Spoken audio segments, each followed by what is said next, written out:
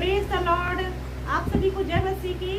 और आज हम लोग परमेश्वर के वचन से सीखेंगे कुलुस्सियों चैप्टर 3 वर्स 5। यहाँ पर हम देखेंगे लिखा हुआ है, इसलिए अपने उन अंगों को मार डालो जो पृथ्वी पर है।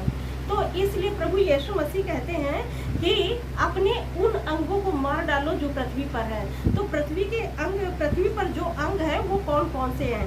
आप जानते हैं कि जैसे लिखा हुआ व्यभिचार, अशुद्धता, दुष्कामना, बुरी लालसा, लोभ जो मूर्ति पूजा के बराबर है, और इनको मार डालो। आपको पृथ्वी पर जब आप रह रहे हैं, तो जब आपको परमेश्वर के साथ संगति करना है, परमेश्वर के वचन को आप मानते हैं, आप आत्मिक रूप से मजबूत होना चाहते हैं, तो शरीर के अनुसार आपको नहीं चलना। जैसा कि परमेश्वर का वचन कहता है कि जो शरीर होता है वो सांसारिक बातों की लालसा करता है, और जो आत्मा है वो परमेश्वर की बातों पर मन लगाती है।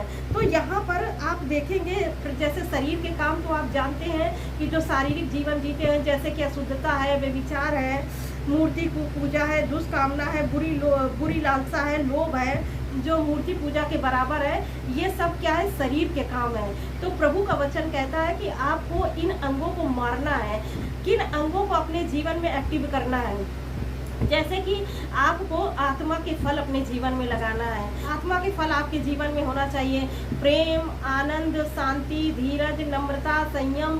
तो ये सारी चीज़ें आपके जीवन में होना चाहिए। तो जब ऐसा आपका जीवन होगा, जब आपके जीवन में फल होंगे, तब आपका जो आत्मिक जीवन होगा वो स्ट्रांग होगा। और जब आपकी स्ट्रांग होगा आपका आत्मिक जीवन, तो आप उन विपरीत परिस्थितियों से लड़ पाएंगे जो आपके सम्मुख खड़ी होती हैं। तो आप देखेंगे परमेश्वर के वचन से कि जो विपरीत परिस्थितियां जब आती हैं, तब आप उनका सामना नहीं कर पाते हैं, क्योंकि जब हम शरीर के अनुसार चलेंगे तो हम विपरीत परिस्थितियों का सामना नहीं कर सकते हैं। लेकिन जब हम आत्मा के अनुसार चलते हैं तो हमें वचन सामर्थ्य देता है कि हम उन विपरीत परिस्थितियों को अपने जीवन से बदल सकते हैं परमेश्वर के वचन के द्वारा। तो जैसा ये लिखा है परमेश्वर के वचन में, जैसा लिखा है कि पर अब तुम भी इन सब का अर्थात क्रोध, रोष, बैर भाव, निंदा और मुंह से गाली बकना, ये सब छोड़ दो। एक दूसरे से झूठ मत बोलो, क्योंकि तुमने पुराने मनुष्यत्व को उनके कामों समेत उतार डाला है। तो यहाँ पर आप देखेंगे ना कि जो हमारा पुराना जीवन था वो हमने उनके कामों समेत उतार डाला है। जो शारीरिक जीवन होता है वो उस शारीरिक जीवन में ये सब चीज़ें पाई जाती हैं। बैर भाव है, लोभ है, ईर्ष्या है, बुराई है, झूठ है, ये सब शारीरिक जीवन में पाया जाता है। लेकिन जब ये शारीरिक जीवन हम पर प्रभुता करता है तो फिर हम आत्मिक जीवन में नहीं बढ़ सकते हैं।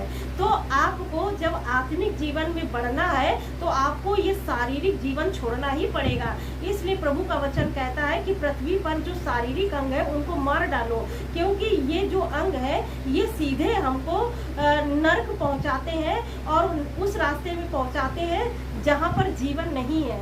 तो लेकिन जो परमेश्वर का रास्ता है वो जो है सकरा रास्ता है, और वो आत्मा से भरा हुआ रास्ता है, और वो आत्मिक जीवन का रास्ता है जो हमें स्वर्ग तक पहुंचाता है।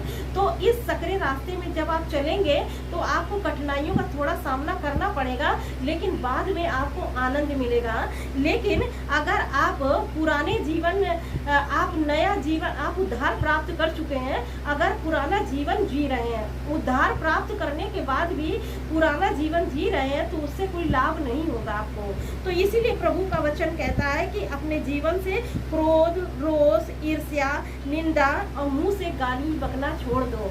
तो इससे ये सारी चीजें जो मन से, ये सारी चीजें जब अंदर से निकलती हैं तो मनुष्य को अशुद्ध कर देती हैं। इसलिए प्रभु का वचन कहता है कि जो बाहर से अंदर जाता है वो मनुष्य को अशुद्ध नहीं करता है, लेकिन जो अंदर से बाहर आता है वही मनुष्य को अशुद्ध कर देता है। जैसे आप देखेंगे किसी को लोग गाली देते हैं, दुश्मनी रखते हैं, उसको माफ नहीं करते हैं, ईर्ष्या करते हैं, तो ये सब शरीर के काम है। जब ये सारे काम हमारे जीवन में होंगे ना, तो हम परमेश्वर की आवाज़ को भी नहीं सुन पाएंगे, ना हम आत्मा में बढ़ पाएंगे। तो इसीलिए प्रभु का वचन कहता है कि जो आपके शरीर के शारीरिक अंग है, जो पृथ्वी पर शारीरिक अंग है, उन्हें मार डालो, उन्हें मार डालो। मार डालने का ये मतलब नहीं है कि आप उनको काट करके फेंक दें या अपने आप को घायल कर ले, उनको इस तरह से नहीं मारना है, मतलब उन आदतों को आपको छोड़ना है। जैसा कि परमेश्वर का वचन कहता है, आपको ईर्ष्या करना छोड़ना है, क्रोध करना छोड़ना है, झूठ बोलना छोड़ना है, और आपको आप बैर भाव किसी से ना करें, किसी चीज का लोभ ना करें। तो ये सब बुरी आदतें हैं, इनको छोड़ना है, तभी आप आत्मिक रूप में उन्नति कर पाएंगे और परमेश्वर के वचन में चल पाएंगे। क्योंकि जब ये चीजें आपके जीवन में प्रभावी होगी ना, तो आपको प्रार्थना करने में भी मन नहीं लगेगा, वचन पढ़ने में भी मन नहीं लगेगा, वचन पढ़ने में भी मन नहीं लगेगा, डर और चिंता आपको अलग से सताएगा, और जो परिस्थितियां आपको दबा देंगी, आप उससे निकल नहीं पाएंगे।